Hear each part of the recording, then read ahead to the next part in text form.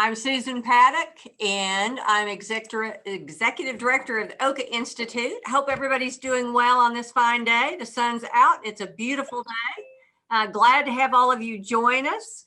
Wanting to start right on time so you can have your time to talk to our wonderful Leopold Conservation Award recipients today. And I'm just tickled pink that they're here with us for this live Q&A. So this is the time you get to ask all those questions you always wanted to ask from people who have gone down that path and been so successful. I want to tell you a little bit, this is kind of a wrap up, if you will, of our part. We were blessed to be a part of the SARE grant that the Noble Research Institute got, which is a USDA Sustainable Agricultural Research and Education grant. And so we were a part of that, and the purpose of it was to help professionals build their capacity to work with producers on more advanced principles in application of soil health management practices in production agriculture. So we were a part of that, and we went out to Bruce Reynolds Farm, and many of you were on that trip. And at our recent OCA conference, the sustainability conference, Jimmy and Russ and Chuck did a presentation, and they were so good that we recorded it and we turned it into a YouTube. And so we've sent that out to you all previously. Hope you've been able to view that. But today is a special feature because we wanted all this audience on the Road to Soil Health with us to hear that presentation previously and then to get to ask questions. So Jimmy and Russ and Chuck, thank you all again for doing this. This is going to be a real informal session. We're all still learning how to Zoom, and wouldn't you know, we've got construction going on. So if you hear loud movement in the background, it's construction going on our hill. So we're going to ask everybody to keep your audio muted until you ask a question. And what we'll do on the questions is, if everybody's familiar, down here in the bottom of your screen, there's a thing called chat. And you just click on it. And if you have a question, all you have to do is put a question mark in there. You don't even have to write it out. I'm going to make it easy for you. And then I will, as moderator, call on you. So John Moody, if you want a question, you put a little question mark in the chat and I'll call on you and you can ask your question. As each one of these guys speak and as each one of you speak to ask your question, you'll be on the big screen like I am right now. So we'll see your face even better, which will be fun. So if you have a question, you can specify one of the speakers. Otherwise, I'm going to allow all of them to answer that question. And I want to take just a minute because today is not only special because of Jimmy and Russ and Chuck being with us, but today is a very special day in our country, and it is Veterans Day. And so I want to take just a moment to say thank you to our veterans. We're blessed to live in this country, and we are blessed to have people who serve in our military. And we just want to take a very special time right now to pay our respects to all those who've served. And we want to honor them and thank them for their service. It's their patriotism, it's their love for our country, it's their willingness to serve and sacrifice. So we want to say a very special thank you to our veterans, and we would encourage you to thank our veterans. And if we have veterans on our Zoom call, I want you to just wave your hand. If you're a veteran, and let's just kind of scroll through all those folks. We won't call out your name, but if you're a veteran, wave your hand, and we just want to thank you again for your service. And we even have a few people who are applauding, so we can do that too. So I want to kick this off by introducing our 3 Leopold Conservation Award recipients. The first one I'm going to mention is Mr. Jimmy Emmons. Jimmy is from Leedy, Oklahoma. He was the 2017 award winner. The next one is Russ Jackson. He was a 2018 from Kiowa County, and Russ will speak also. And finally, Chuck Coffey. And Chuck is from Sprinker, Oklahoma, and he was the 2019. So that's pretty remarkable, because when you think about what this award is, it is a very, very, very prestigious award for private landowners who are actively committed to land ethics and conservation practices that make a sustainable difference. So these guys are rock stars in the soil health and conservation world, and we're glad to have them here. And I know we ask everybody to kick off and by watching the video, but I think it would be good, Jimmy and Russ and Chuck, to just start off by again, just briefly telling how you had the courage and what led you to pursue the soil health journey, and then we'll go to questions. And Jimmy, may I call on you first to start this discussion and tell us a little bit about what you did to get going on this journey? Yes, Susan, about 8.5 years ago, 9 years ago, I guess almost now, I made the commitment. I heard a very good speaker at NACD, and he really energized me to think more about soil and how I could do better. And I came home and reached out to NRCS, my local conservation districts, and the Conservation Commission, and kind of drummed up a partnership and started. And man, it's been a tremendous road that we've been on, and it's been great. And I couldn't have done it without all the partners that helped me, but it's been really good. Glad to be here. So Jimmy, that was brief. You're not supposed to be that brief. Tell us just a little bit more, if you will. Okay, so we started, like I said, 8.5 years ago, working on 9, and we started planting cover crops, and we started measuring moisture and how the cover crops was using the moisture, because our fear was that they were going to use too much water, and we couldn't grow another crop. And we quickly learned that that wasn't true, that we actually had water ahead because of the shade and the coolness that we were creating on the soil. And so then our water infiltration started going up. We started utilizing our rainfall better. So when we started, we were at a 1/2 inch an hour, and we're a little over 8 inches an hour now. So it's really, really improved. And we've been in a pretty big drought here this fall, and we were at one point 20 inches behind in our 24-inch rainfall, and we have got a couple of inches here lately with the ice storm. But that's really the key is, how do you manage the rainfall that you get? Can you keep it where it falls and utilize it later? And that's been my big focus. And then on the rangeland, much like Chuck and Russ, well, we've tried to manage the herds and move them around to better manage the grass, better manage the carbon in the soil. So it's a great honor to be here today and share what's going on. Thank you very much, Jimmy. And we're going to call on Russ. Russ, why don't you give us a little bit of your story, if you would, please, sir?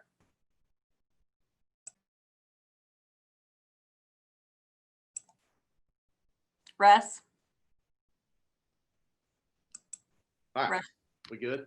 Yeah. Can you hear me now? All right. Well, I think it was 2016. It was the 20th year anniversary of No Till on the Plains. And I had been wanting to go for 2 or 3 years. And, I'm not the best at making plans in advance. And anyways, I finally just got my credit card out and booked me a hotel room and got my arrangements made. And I went and I heard many great speakers. Dr. Dwayne Beck was there, many others. It was a great conference. And I wish I could remember what Jimmy's presentation was, but Jimmy was one of the guys speaking, and you get into the breakout sessions and sometimes you just have to sit down and study and see what you want to go, who you want to go listen to. Well, I went and listened to Jimmy, and it was about exactly what he said about using cover crops and to retain moisture. And well, we've been told that the opposite of that all of our life, that you got to keep the ground clean, you got to keep it plowed, and you can't let anything grow on there because it'll take your moisture for later. Well, we have learned and are still learning that that's not true, that we can make the water go in the ground and keep it and retain more water if we got something growing. But I guess probably let me go back before that just a hair. We'd started no-tilling in about 2005, and we were continuous wheat, and we had got ourselves backed into a corner where it was getting hard to grow wheat year after year. So I knew I had a problem, and I really went to that conference thinking I'd find out fertility issues and seeding rates and things of that nature. And sometimes when you go to learn, you learn something that you weren't never expected to. So anyway, that's kind of our story, and we're just still plowing down the road. I know that's not a very good term, Jimmy, but yeah, we're still going. That's good, Russ. Okay, good. Well, we'll continue the stories with Chuck. How about if you'll tell your story and then we'll go to Q&A. Yes, Susan, thank you. Sorry you had to forcefully mute me. I caught myself tapping on the armchair there, so I'm learning Zoom as well. But I appreciate you guys. It's good to be here. Good to see some of you. I grew up in the ranching world with sheep and goats down in Texas, and I can recall. I probably didn't think about it at the time, but I can recall people running fewer and fewer and fewer sheep on the land. And I never heard the term stocking rate or grazing management or carrying capacity until I got to college at Texas A&M, where I actually studied rangeland management and ecology. And that was my first exposure to those kind of terms and tools that we used, like fire and herbicides and grazing management and everything to take care of the land. And the one takeaway point that I want to give you, there's four primary principles of ecology, and the first of those is to keep the ground covered. And that really didn't make a lot of sense to me until I got to working with the land, on the land every day, and I had a dog in the hunt. And you start noticing soil erosion when you're overstocked. You start noticing the wind blowing a plowed field. You start seeing those things and wondering, where's that going? Is it all going into the Red River, the Ouachita, or landing somewhere down in Mexico? I don't know. But anyway, you start putting those things together. And then I had further training at the Noble Foundation, where I worked for 20 years. And I say training because you go to people's places like Jimmy and Russ, and you see things they're doing. So it further continues your education, and you share knowledge with a vast number of people out in the field. And so upon retirement, we took on a rather large operation that was some that we had already been working with, and then we've added to since then. But one thing I forget. I think it was maybe Russ mentioned listening to Jimmy. Well, and seeing something that impressed him. We started a no-till, minimum till, clean till experimental plot at the Noble Foundation, and started measuring those over a series of years. And after about 3 years, I remember one fall where it had been dry, and we got a couple of inches of rain, within just a few hours. And I remember taking a long soil probe, one of the big 24-inch soil probes, and sticking it in the ground in the clean till area. And I got about 6 inches down with the soil probe, and we hit dry soil that was compacted. Over in the no-till, I took the probe and drove it all the way down to the T of the probe. And that spoke volumes to me. And at that point, we, really started, I think, preaching no-till and jumping on board and going to these conferences that both Russ and Jimmy are talking about. I don't personally anymore. I'm not involved with cropping other than perennial grasses, and that is a crop system in some senses of the word. But for us, is the main thing we try to do here is to keep the ground covered. Susan, I really don't think about what I do in terms of the soil as much as I do what I see on top of the soil, because it reflects what is underneath. If your plants are healthy, your forages are healthy, then your soil is healthy and your cattle will be healthy. And all of that depends upon proper stocking and proper management of the land.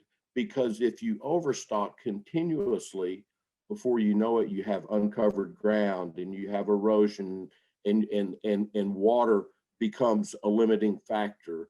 Water, it doesn't matter how much rain I get during the year in terms of total amount.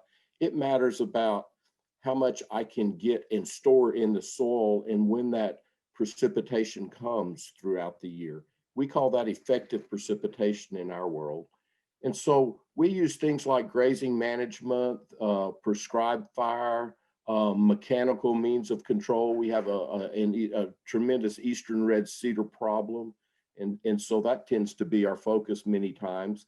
But we also focus on things like the wildlife that are here. That's very important to us as well. Yeah, I'm a rancher, but I know usually what's good for wildlife is also good for a cow. And so if I'm having problems with my forages and my cow herd, then I'm also having problems with the wildlife that's here.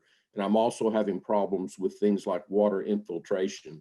And water's huge, you know, it's kind of white gold. I don't know, you know, we keep talking about it being one of the next rarest commodities, but we do all we can to try to preserve the Arbuckle Simpson aquifer, which we sit on the top of here, and try to replenish that aquifer by capturing the water in the soil instead of it allowing it to run into the Washita or Red Rivers.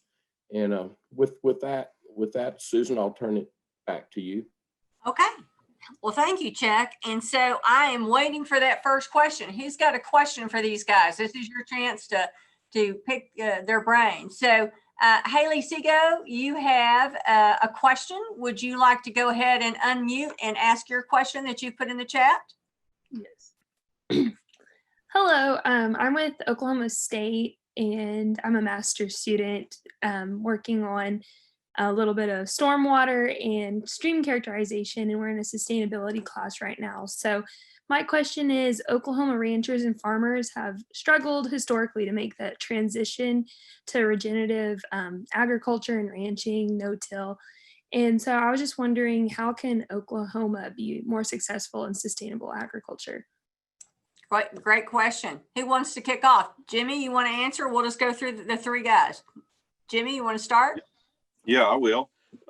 That's a great question. And we work on that every year, trying to figure out, you know, how do we involve more ranchers and producers, and how do we get them energized to do what Chuck and Russ and I are trying to do.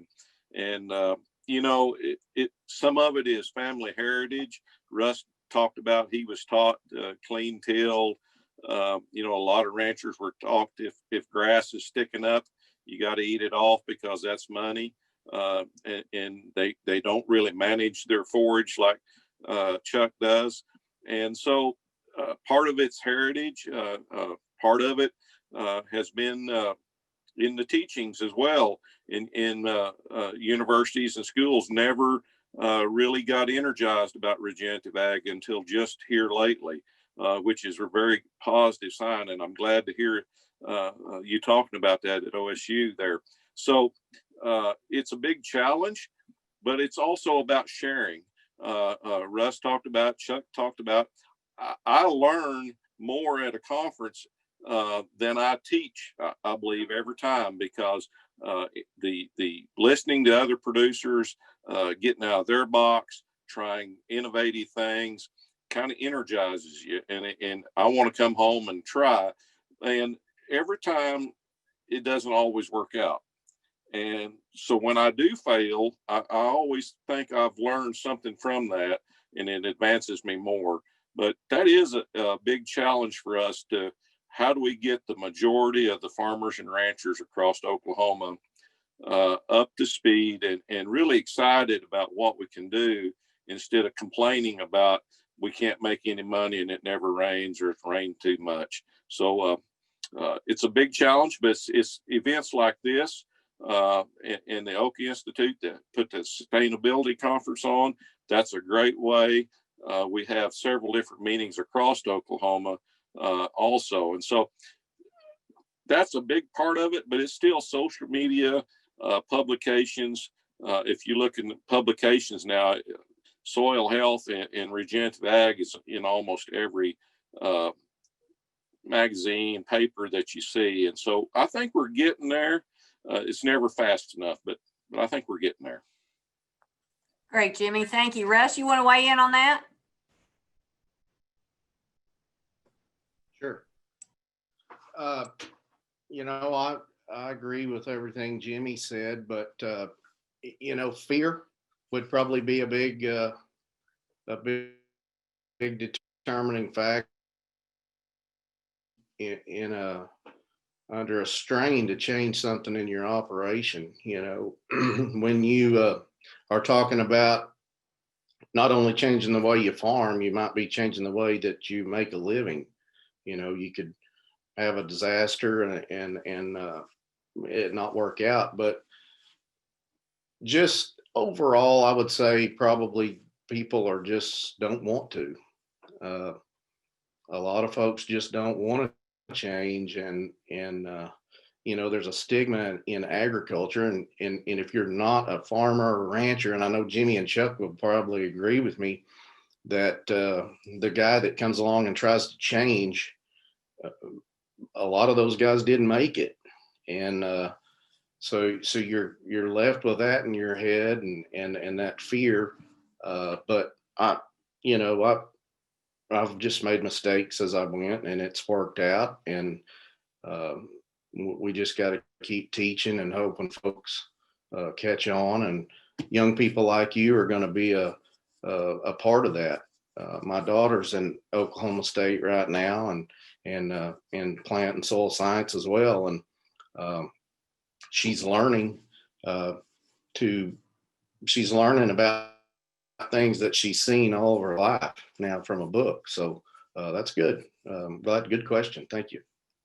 Good question. I think we're building a tipping point here with all this good discussion, and good question, Haley. Chuck, you want to weigh in? And then after that, we're going to go to Scott Studley's question. Chuck? Yeah, I just quickly want to say, Haley, who in the world are you to ask me a question like that? I've been in business for 30 years and you're a college student.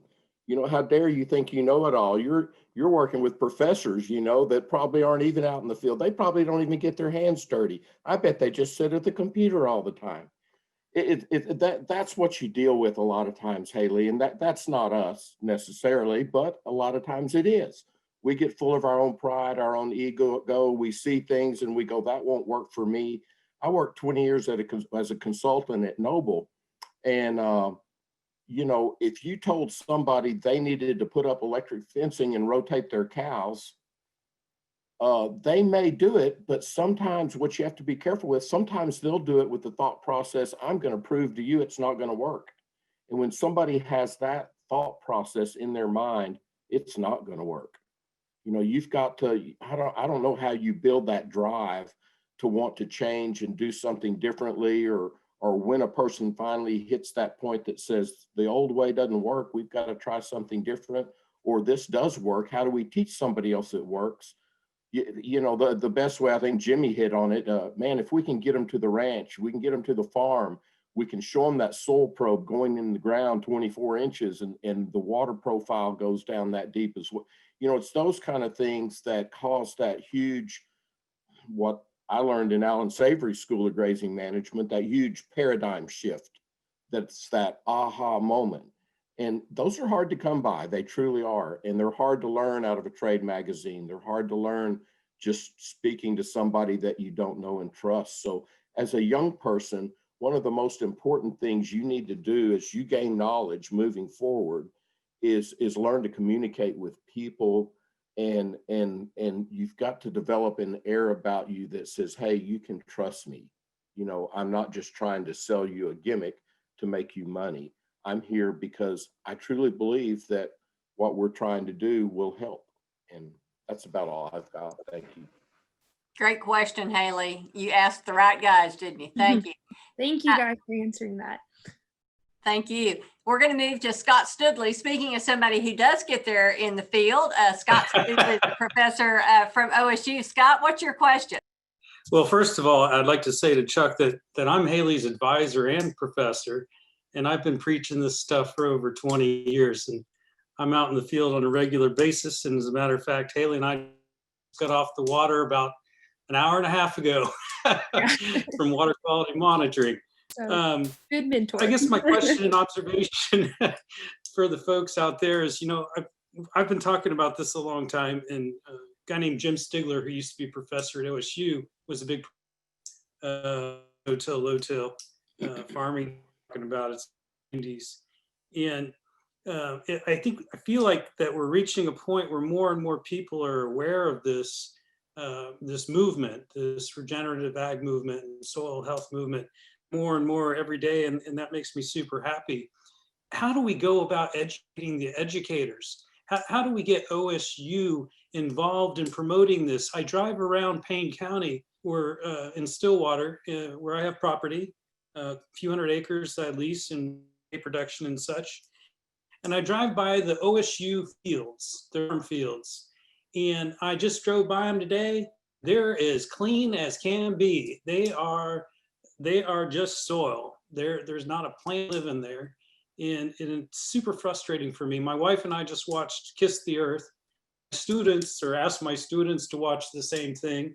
We've seen Nicole Ragland's film about regenerative ag, and it just kills me every time I go around and drive and see these fields that have been worked clean.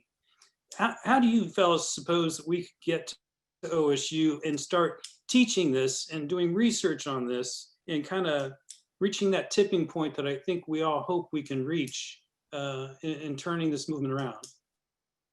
Great question. And I got to also say, Scott also asked for your video before we even had it ready to release so he could show it to his class. So I'm telling you, we're building a momentum here. I'm going to start with Russ this time. I'm going to reverse the order. I'll go Russ, Chuck, and then Jimmy, if you don't mind. So Russ, you want to take a shot at what you would like to say to Dr. Studley? Yeah. Well, I noticed that too. When I go up there, that's a good question. They're a hard group to get to listen, seems like. I hear you. I would probably follow the money. I'm sure their money is from sources other than no-till. I don't know. I guess we just need to get young ladies like Haley up there teaching.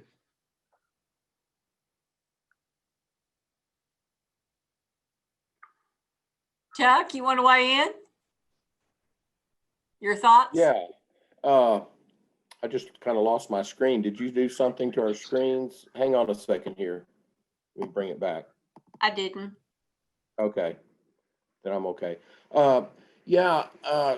Golly, that is so difficult. One of the things I'm doing, Dr. Studley, and by the way, I wasn't throwing stones at you or anything. That was just an example of the way we tend to think many times. No offense taken. Yeah. One of the things I'm doing and one of the things in my bucket list to do is I've been calling my senators and representatives, and this has to do with USDA, NRCS, and the programs we have that I take advantage of, things like the conservation stewardship and EQIP. They're becoming, how would I say, sort of one-track minded. If you can chase a monarch butterfly, or if you can chase, I think they had it right to start with soil erosion. Anything that would, help us in terms of soil erosion is good. But they're losing the big picture of if you build it, they will come type thing. I mean, the funding doesn't seem to be going so much today to ecology and management in large scale systems as they do for what they would consider more public good, things that, and I'm not going to say they're silly, but putting wildlife escapes in a water trough, that's good, but that's nothing like converting from conservation or to conservation tillage to no-till. It's nothing like, switching from continuous grazing to some kind of a planned rotation grazing. It's nothing like just continuously grazing and never putting fire on the land. Like we want to start putting fire on the land. It's those things that we need to be pushing with the funds from up top to where we are down here. And I think we need to start pushing some of that funding too. And maybe that means we start to go to people like Dean Kuhn, you know, and visit with him about what's going on. Maybe we need some committees that help him structure how things are done at OSU, because if these things are good and beneficial and helpful, then why are we losing our range management departments across the country? Why is it so hard to be teaching no-till in a university like OSU? Why is the university showing practices that aren't necessarily best management practices? So, you know, I really, you know, anything we can do that would help, you know, you might have an inside track, but yeah, that is a great question, but that's a difficult question. And that's one we've been fighting for years. You're not going to win that battle in the trade journals and even the scientific journals. I don't think we've got to cause a paradigm shift again. Very good. Thank you, Chuck. Jimmy, I'm sure you'd like to weigh in on this, wouldn't you? Yeah, and I'm going to be, that's a great question, Scott, and I really appreciate that. I've met and tried to work with Dr. Warren. I've met with Dean Koontz. I've came up there and had a big round table with everybody. And basically it comes down to is how that reduction science thinks. And they're just like a farmer and rancher, it's hard to change and look at a complete system instead of just focus on no-till. Jim Stigler was one of my mentors and got me started in no-till in the mid 90s. And I still talk to Jim quite a bit off and on. But that was just one component of a very important system of farming. And Chuck mentioned, you know, putting up a hot wire. That's one good tool to get started. And for the universities to start looking at the complete system as a whole has been a big challenge. Now, I met, it's been probably 2 years ago now, with the universities in Texas and Oklahoma and Kansas about working together and how do we get to the next level. And I propose that each university take one focus of the system and study that, and then all the universities come back together after them independent studies and look at the complete system as a whole and try to tie it all together. But sadly, they couldn't all agree on how to attack that. So that's a huge challenge. I've tried to work with ARS. They wanted to emulate what I was doing out here. And so we met with them down at Fort Reno and come up with a great system on how they were going to plant cover crops and how they were going to study it. And it was set up perfect. And I was so excited. And then timing is everything on the farm and ranch.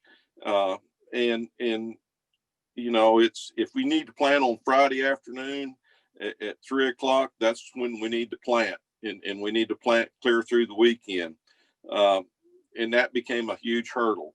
And then it's just one instance after another. And finally I told them, I said, guys, I can't do this because you're not emulating what we're doing out here.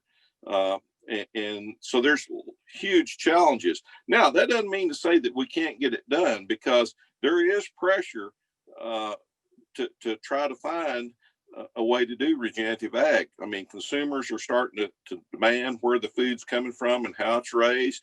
Kiss the Ground is a great documentary out that shows some of that. So we're starting to get there, but people like you can help us be at the table as well. And I've actually done 2 or 3 classes with Texas A&M where I went in the class with the professor, and we talked about what I was doing and the science behind that. So there's ways to start whittling at the redwood. The Secretary of Purdue asked me to put common sense back into government and agriculture, and much like what Chuck was talking about. And I told him about 2 months ago, I said, Secretary Perdue, that's a bigger job than you think. And he said, well, it's like a redwood. The first guy that walked up to one with an axe, if he just started studying it, he never would have cut down. And we need to whack one at a time. And so that's the way I've been trying to attack it. Very But great good. question. But great question. And actually, I think meetings like this help us start bridging the gap and having these discussions. And that's certainly what we want to do. John Moody, you're up next. And Larry York, you have a question after that. John, what's your question? All right, Susan, thank you. Can you hear me okay? Great. Well, first of all, thanks to Oka and Noble for putting this on. This is really good. I've got a nuts and bolts type question related to soil sampling and analysis. Our situation is more like you, Mr. Coffey, in the sense that we're more about perennial grasses. We don't farm anymore. But I wanted to really hear from all three of you about your advice on soil sampling and analysis, timing, frequency, and those sorts of things. I'll be honest with you, we don't do it on a regular basis, and I feel like that's something that we should think more about, but I want to hear from you all about that topic. And Thank you. I just want to let you know, John is president of the Blue River Foundation of Oklahoma, a new watershed association group, and they're very active and very interested. Chuck, might I impose on you to start the questions, and then we'll go to Russ and Jimmy? Yeah, my standard answer there would be the best time to soil sample is anytime the ground's not frozen. And so, you know, first of all, let's do it. Let's find out what we've got in our soils. Do I soil sample today? No, but I am dealing with native grasses, perennial systems. And so I'm not using fertilizer inputs as a means of increasing production. So, you know, I probably ought to, just for a historical basis, it would be nice to do it at least once every 5 years, just to see what these soils are like. But you know, I would say, you know, if you're talking about a cropping system, a minimum of once a year, because fertilizers are expensive anymore. And so we don't want to be wasting our funds adding something that isn't needed. Yet, if we have a goal in mind of the amount we're producing, we want to produce, we need to see what that deficiency is and replace it. So I don't know if I'm really answering your question from what you're asking. I'm not sure where your mind is at this point in time, because you say you're in perennial systems. Are you, John, are you introduced grasses like Bermuda grass or Plains bluestem, or what kind of perennial grasses are you referring to? Well, we have some introduced grasses, but really I should have framed my question better, because we are trying to restore some of the old fields with native grasses, and we've done burning, and we're about to do some drilling of native seed and that sort of thing. So that's why it's kind of in the forefront of my thought right now. Yeah, I would do that. I would initially, and I'm going to assume you've done that initially. I would follow up then at least at a minimum of every 3 years, just to see what's going on at the least. I'm going to assume these natives, you're probably not going to be adding fertilizer other than maybe phosphorus, because Oklahoma soils are very deficient in phosphorus, and that might be something that would be needed to jumpstart. In my experience of establishing native grasses, it can often be difficult because sometimes I don't think we match the right grass to the condition of the soils. Let me give you an example. You know, your big four, big blue, little blue, Indian grass, switchgrass, those don't always just take off after 1 year of seeding. You know, that's a long-term progression. And if you think about it, we're seeding our big guns into a soil that may be very depleted. You know, it may not have the right pH. And but in my gut, I would tell you, you know, we need adequate phosphorus levels and probably proper pHs, because our soils in Oklahoma are very acidic as well. But I would say for your situation, unless you're trying to add nitrogen to increase forage production on an annual basis, I don't think you would need to soil sample every year, because phosphorus and potassium don't move very much in the soil. However, I say that, but they do move when you lose soil through soil loss, through erosion. So, you know, they stay with the particle itself. Very good. Russ, you want to respond, please? Russ Jackson? Where'd Russ go? He's muted. Uh-oh. How about Jimmy? Jimmy, you want to go ahead and respond to that? Yeah, I don't mind at all. So we started about in 2014 grid sampling my production land, and then we do that every 2 years. And I was really good the first 2 cycles of that, and then I kind of got off on my timing, and I learned a quick rule about that is if you're going to do that, you need to do it at the exact same time every year, because your biological activity peaks and ebbs and flows. And so I was a little bit later in the year, and now I saw a big dip in things, and I really kind of crushed me a little bit. I couldn't figure it out, but it was more about timing in anything.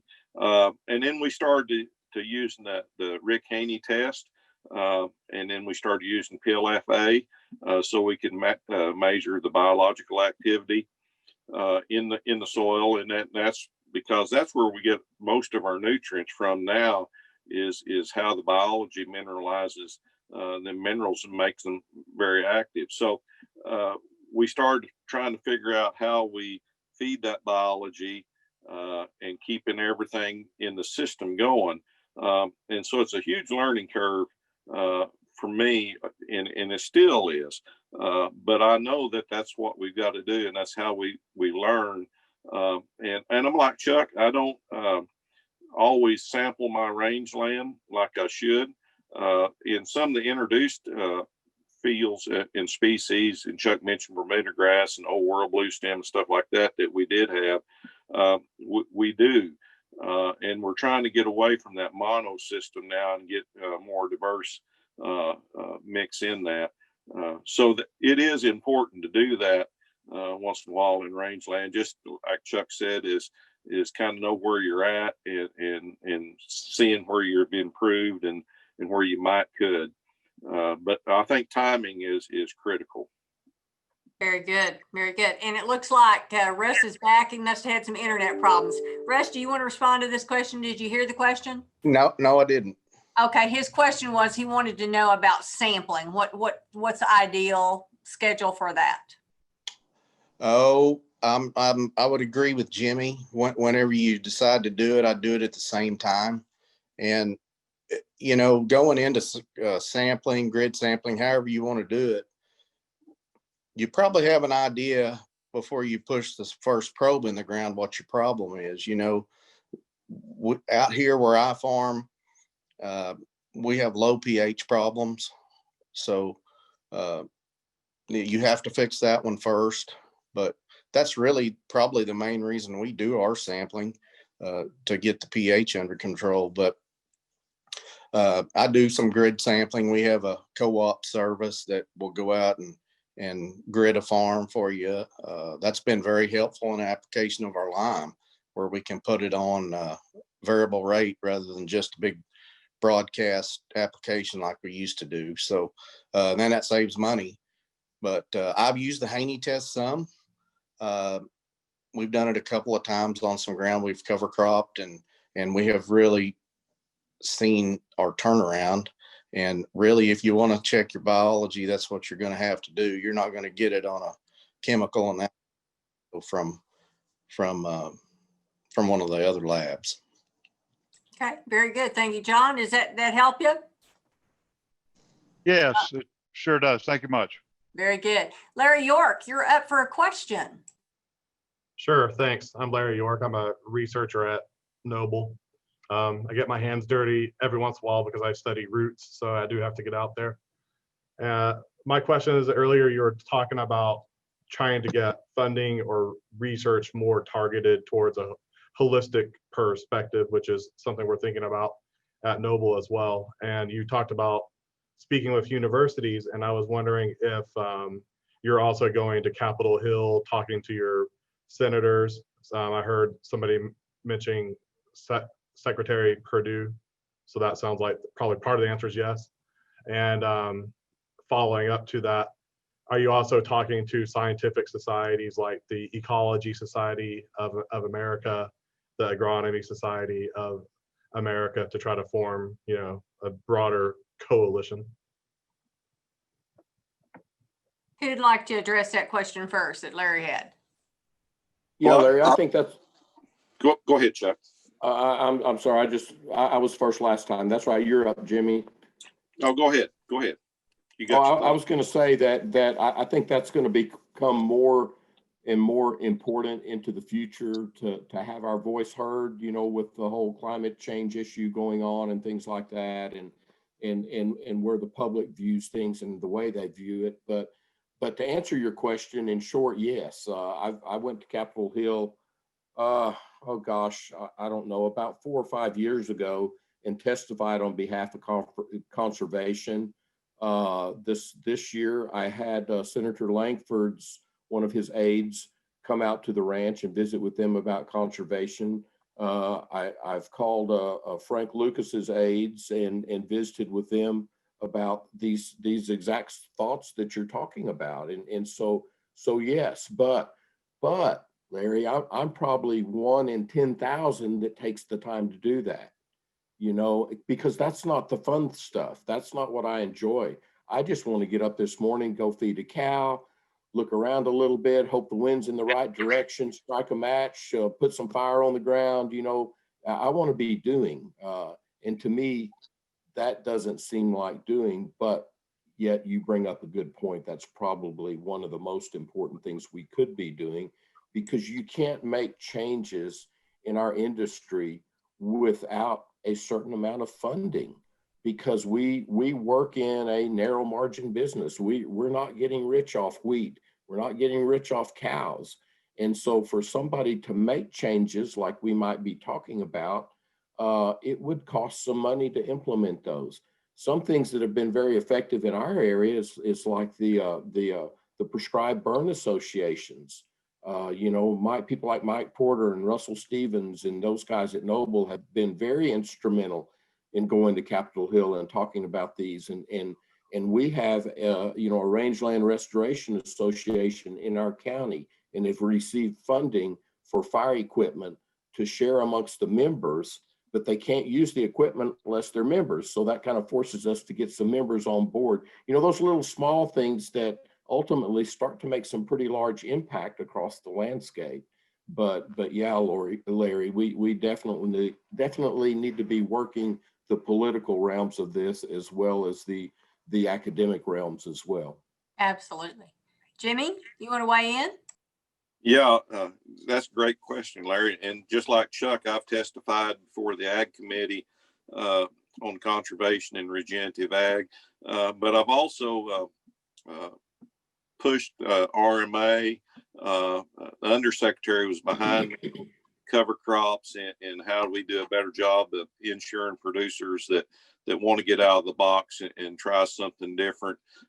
And just here, I'm going to address a little bit about what Chuck said about NRCS. This past about 4 months, I proposed to the chief of NRCS to put a panel of producers across the country together and to look at the programs, because I told him, I said, I don't think your programs are addressing what producers really need out on the land. And I think we need to listen to the producers instead of building a program and then trying to sell it. And a lot of producers will want the money worse than they want to improve. Not all. There's great people like us that are all about improving, but that financial gain sometimes attracts people.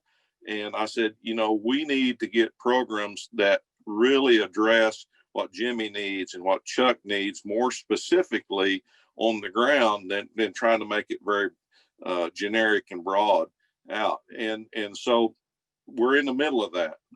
We're going to try to put about a 15 member panel across the country of ranchers and farmers and foresters and everything together to look at programs at NRCS and advise the chief on how do we do better. And you talked about funding. You know, Congress has put a lot of money towards soil health in the 2018 Farm Bill, but I don't think yet that we're getting that on the ground as we need to in the areas that we are. They feel real good about pushing the money out and saying we're working on this. Now we just need to get the agencies to really apply it on the ground the way that it was intended. And I think in this next bill, that's even going to grow because, like I said earlier, the consumers are really starting to look at Chuck's beef, where it's come from. Is it regenerative grown? Does he put chemicals out on the ground? You know, how does he manage that? How does someone that buys sesame from Russ, you know, how is it grown? I was in a mill down in Louisiana about 2 months ago that are now going to trace cotton clear back to the producer and his inputs, so that when you buy a pair of jeans from them, you can actually trace that back to where it was grown, what was spent on it, how much water it used, and all. So it's starting to tell the story. And I think that's where we got to get in agriculture. But it does take time and it does take money to go to Capitol Hill and to sit down and to listen. Now we can catch the reps back here, and when Senator Lankford and Congressman Lucas and all the Oklahoma delegation comes back, we need to be going to them town hall meetings and putting our 2 cents in and really getting engaged. That's where the rubber meets the road here, and we can do that pretty economically. Very good. Very good. Russ, you want to weigh in on that one too? Yep. I would agree with Jimmy there. I used to be on a local soil conservation board, and one of the problems that we always had was just what Jimmy was talking about. We'd get this list of practices and this money that we could spend out on the land, and it wasn't ever anything anybody wanted to do or needed to do. And that's always been an issue with money coming down the pike. I don't know who makes the decisions on what we need to do, what we need to spend the money on, but yeah, I am very lucky. I have a great NRCS district conservationist, Will Brock. He's really promoting cover crops, and those guys probably get overlooked a lot of times for what they really do. But yeah, I don't know. I'm about done with politics. I'm not done with you, Susan, but I'm about. Yeah, I'm over here laughing, and everybody's done with politics except, guess what? We got to have our voices heard, and that's how change happens. And so, and nobody likes to do it, but the truth is, we all have to do it because we're building a tipping point here to really make the change that Haley talked about. The change starts from the ground up. No pun there, but it is from the ground up. So you guys are making it happen. We have another question. We probably have time for this last one. Dr. Dudley has a question. Dr. Dudley, we'll call on you to ask your question, please, ma'am.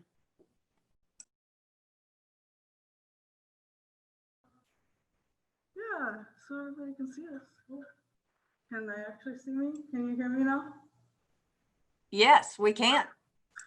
I'm here with my ecology club this evening, so I could show them to you real quick, but I'm gonna stop my video. So the lights on. I had the lights off so we could see you all, but there's my ecology group. Very cool. Very cool. We're glad they joined.